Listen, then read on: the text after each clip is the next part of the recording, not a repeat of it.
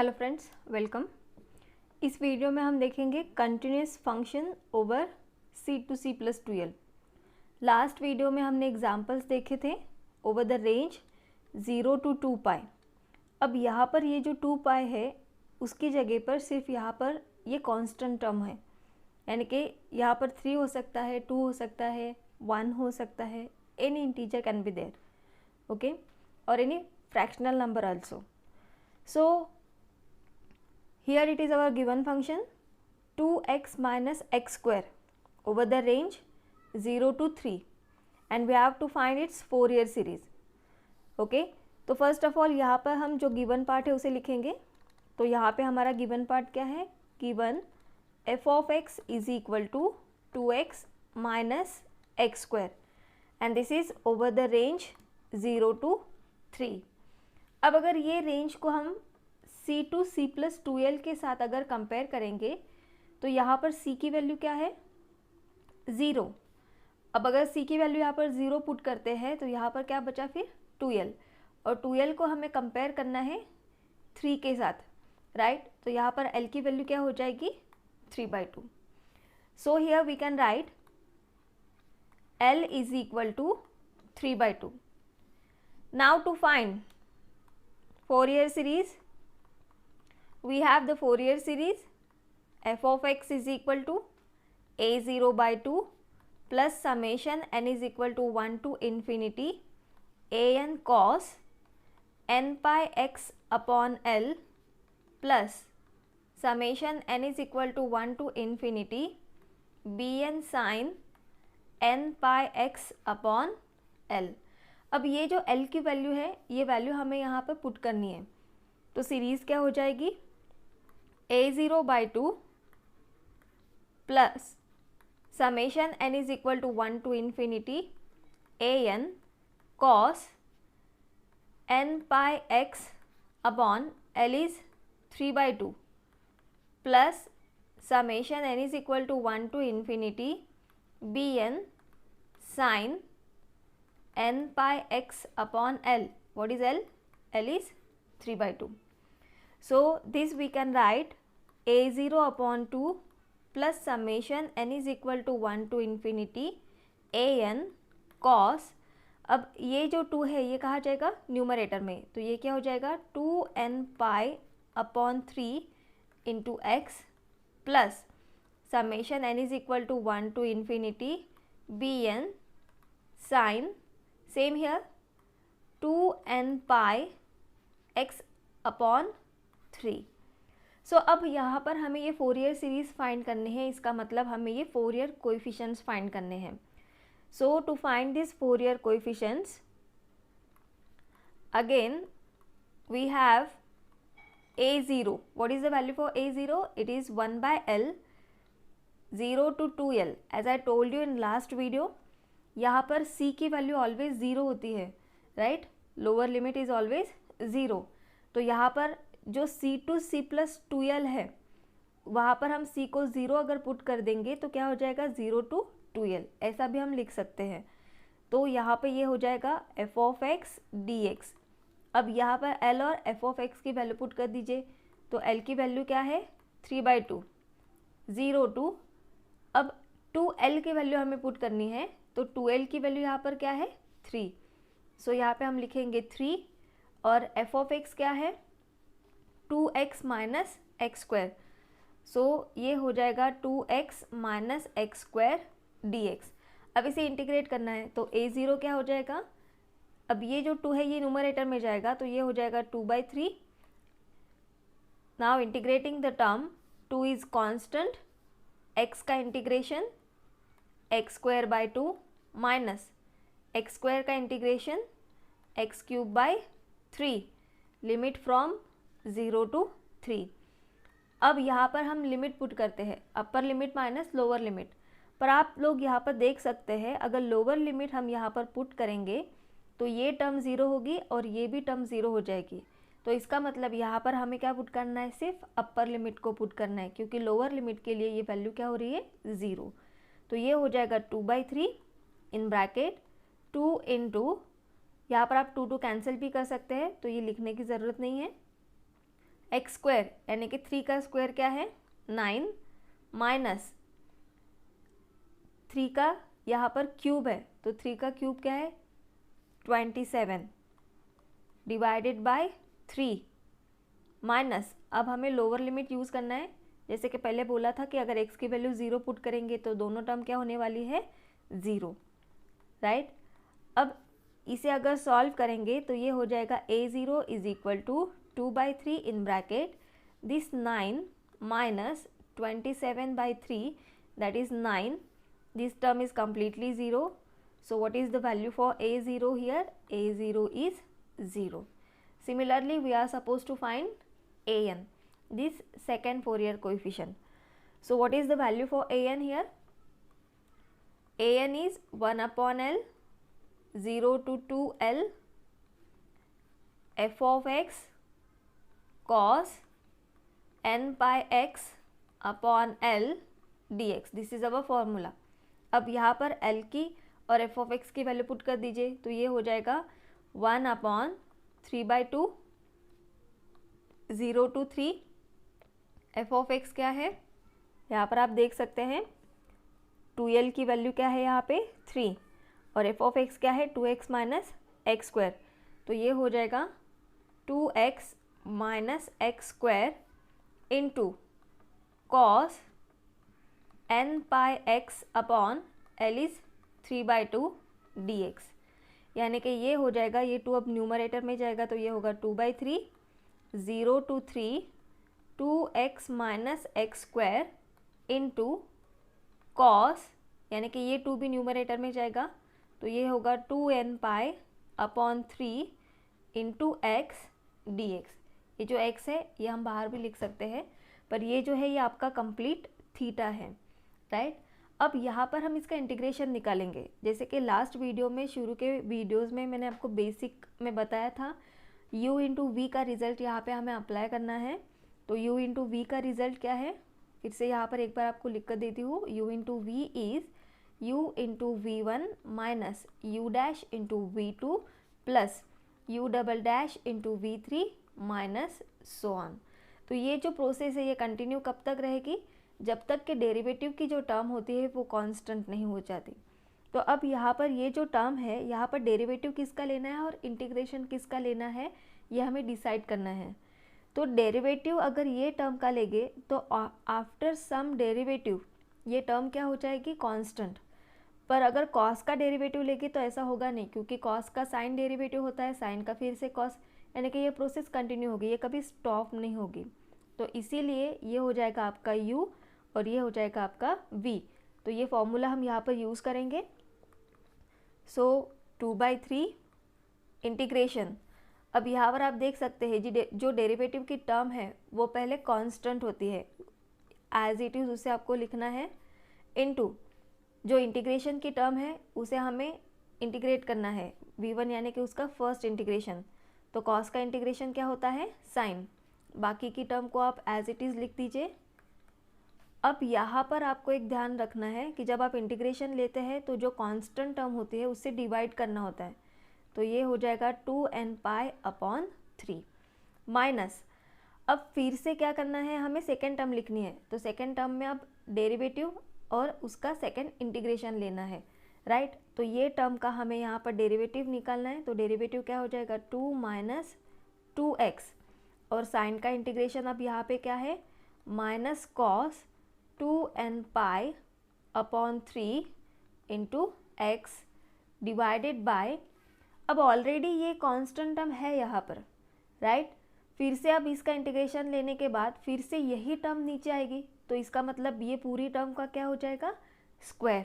तो यहाँ पर हम लिखेंगे 4n square pi square upon 9 plus, अब यहाँ पर ये जो डेरिवेटिव की टर्म है उसका हमें लिखना है सेकेंड डेरिवेटिव। तो ये हो जाएगा -2, ये 2 कांस्टेंट है, कांस्टेंट का डेरिवेटिव 0 और -2x का डेरिवेटिव -2। अब कॉस का हमें इंटीग्रेशन लेना है, तो कॉस का इंटीग्रेशन साइन होता है पर वो पॉजिटिव होता है, पर ऑलरेडी ये टर्म निगेटिव है, तो ये इंटीग्रेशन क्या हो जाएगा minus sine 2n pi upon 3 into x divided by, अब ये टर्म जो है यानी कि ये टर्म इसका यहाँ पर क्यूब हो जाएगा, तो 2 का क्यूब 8, n क्यूब पाई क्यूब अपॉन 3 का क्यूब 27। अब ये हो गया कंप्लीट इंटीग्रेशन। यहाँ पे हमें पुट करनी है लिमिट, क्योंकि ये जो डेरिवेटिव की टर्म है ये कांस्टेंट है। अब अगर आगे इसका और डेरिवेटिव निकालेंगे तो कांस्टेंट का डेरिवेटिव 0 हो जाएगा, तो इसका मतलब यहाँ पर प्रोसेस क्या हो गई, स्टॉप। अब यहाँ पर हम इंटीग्रेशन की जो लिमिट्स है वो अप्लाई करेंगे। हमें क्या करना होता है, upper limit minus lower limit. तो जैसे कि मैंने पहले आपको बताया है, जब हम लिमिट पुट करेंगे तो साइन की टर्म्स के लिए सबसे पहले लिमिट्स को चेक कर लीजिए, राइट। तो यहाँ पर अगर हम साइन में अपर लिमिट पुट करेंगे 3, राइट, x की जगह पर अगर हम 3 पुट करेंगे तो ये 3 और ये 3 क्या हो जाएगा, कैंसिल। तो यहाँ पर क्या बचेगा, 2n पाई, राइट। अगर यहाँ पर 2n पाई बचेगा तो साइन 2n पाई की वैल्यू क्या होगी, 0।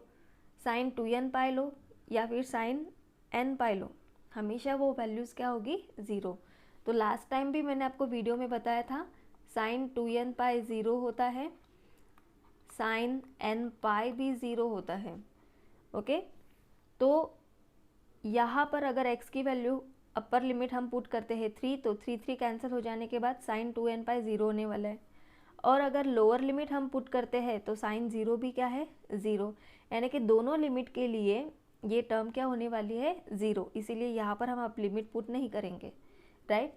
वैसे ही ये सेम टर्म है साइन की, अपर लिमिट पुट करेंगे तो 3 कैंसिल हो जाएगा, साइन 2n पाई क्या होता है, 0। तो अपर लिमिट के लिए टर्म 0 हो जाएगी। अब x की वैल्यू अगर 0 पुट करेंगे तो लोअर लिमिट के लिए भी टर्म 0 हो जाएगी। इसीलिए यहाँ पर भी हमें लिमिट पुट करने की ज़रूरत नहीं है। तो हम अब लिमिट कहाँ पुट करेंगे, सिर्फ ये सेकेंड टर्म में लिमिट पुट करेंगे। तो यहाँ पर देखिए 2/3 सेकेंड टर्म में अगर अपर लिमिट पुट करते हैं तो ये माइनस और ये वाला माइनस, यानी कि टर्म पॉजिटिव हो जाएगी। और यहाँ पर अपर लिमिट पुट करने के बाद 2 माइनस 2 × 3 ये हो जाएगा 6 कॉस। अब अगर x की जगह पर 3 पुट करेंगे तो 3 कैंसिल हो जाएगा, यानी कि ये क्या बचा, cos 2n pi upon this denominator 4n² pi square upon 9 minus, अब हमें पुट करनी है लोअर लिमिट। तो ऑलरेडी ये माइनस माइनस टर्म क्या है, पॉजिटिव है, तो इसको पॉजिटिव कंसीडर करके हमें सॉल्व करना है। अब x की वैल्यू अगर 0 पुट करते हैं तो 2 - 0 यानी कि ये हो जाएगा 2 कॉस। अब अगर x की वैल्यू 0 पुट करते हैं तो थीटा हो जाएगा 0 upon 4n² pi square upon 9, right.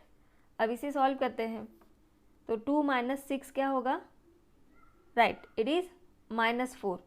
तो ये हो जाएगा 2/3 इन ब्रैकेट -4 और cos 2n पाई की वैल्यू क्या होती है, cos even pi is always 1। सो ये हो जाएगा into 1 upon divided by the denominator 4n² pi square upon 9 minus cos 0 क्या होता है, 1। तो ये हो जाएगा 2 upon 4n² pi square upon 9।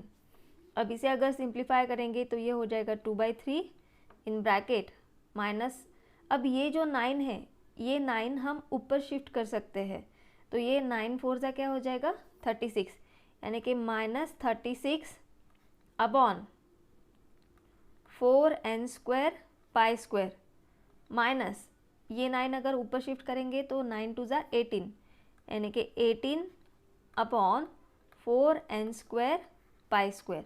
अब इसे सिंप्लीफाई करना है आप लोगों को, तो 4 से अगर इसे डिवाइड करेंगे तो ये हो जाएगा 4 9 ज़ा 36, और ये इसे डिवाइड करने से बेटर है अगर डिनोमिनेटर सेम है तो हम न्यूमरेटर को कैलकुलेट कर लेते हैं, ये ज़्यादा इजी हो जाएगा। 2/3 -36 and -18, so it is -8 + 6 that is 14 and 3 + 2 it is 5 upon 4n² pi square. अब इसे सॉल्व करते हैं। 2 2 ज़ा 4, हियर इट इज़ 3 1 ज़ा 3, 3 8 ज़ा 24 एंड दिस इज़ 2 9 ज़ा 18, यानी कि ये सारी टर्म्स में क्या बचा, सिर्फ यहाँ पर अभी 9। तो ये हो जाएगा -9 upon n² pi square. So that is the value for an, right. Similarly अब हमें यहाँ पर फाइंड करना है bn। तो अब यहाँ पर हम bn का फॉर्मूला यूज़ करेंगे। bn is equal to 1 upon l 0 to 2l f of x sin n pi x upon l dx, right? So that is equal to 1 upon l is what, 3 by 2, 0 to 3, 2l is 3, f of x is 2x minus x square sin n pi x upon 3 by 2 dx। सो इसे हम फिर से कैसे लिख सकते हैं, 2/3 0 to 3 2x minus x square sin 2n pi upon 3 into x dx।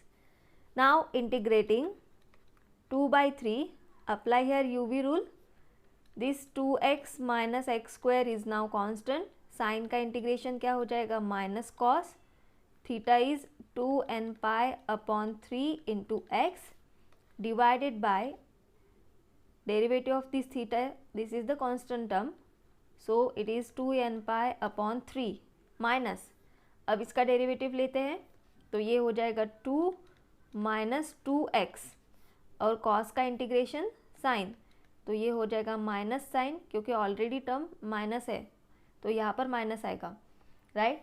और theta क्या है, 2n pi upon 3 into x divided bye, फिर से 2n पाई अपॉन 3 से अगर डिवाइड करेंगे तो ये टर्म का क्या हो जाएगा यहाँ पे स्क्वायर, तो वो होगा 4n² pi square upon 9 plus, अब यहाँ पर ये टर्म का हमें फिर से डेरिवेटिव लेना है तो ये हो जाएगा -2 और साइन का इंटीग्रेशन होता है माइनस कॉस, तो माइनस माइनस ये क्या हो जाएगा प्लस, तो ये होगा cos 2n pi upon 3 into x divided bye, फिर से कांस्टेंट टर्म से अगर डिवाइड करेंगे तो ये टर्म का क्या हो जाएगा अब क्यूब, तो ये होगा 8n³ pi cube upon 9, applying here limits from 0 to 3।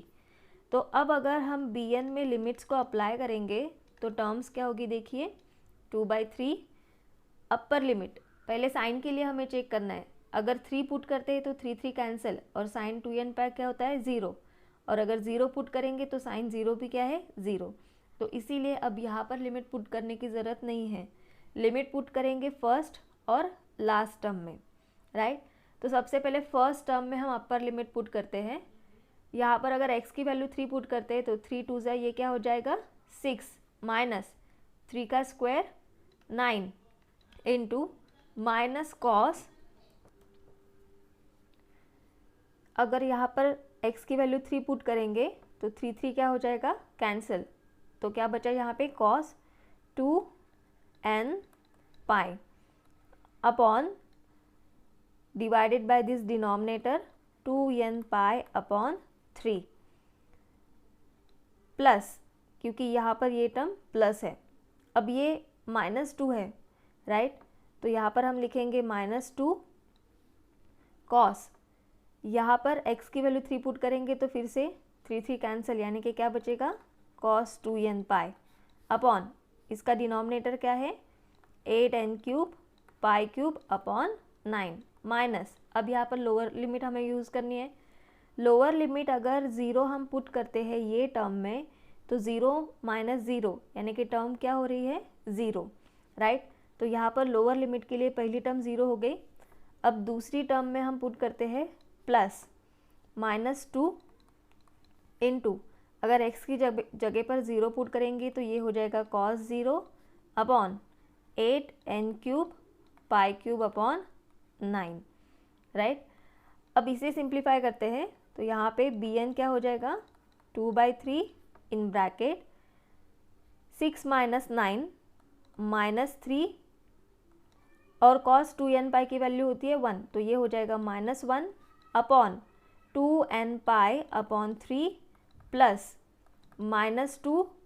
अब यहाँ पर cos 2n पाई की वैल्यू फिर से 1 है, तो ये हो जाएगा 1 upon 8n³ pi cube upon 9 minus ये टर्म 0 है, यहाँ पर इसे सॉल्व करेंगे तो ये होगा -2 cos 0 क्या होता है 1 upon 8n³ pi cube upon 9, right.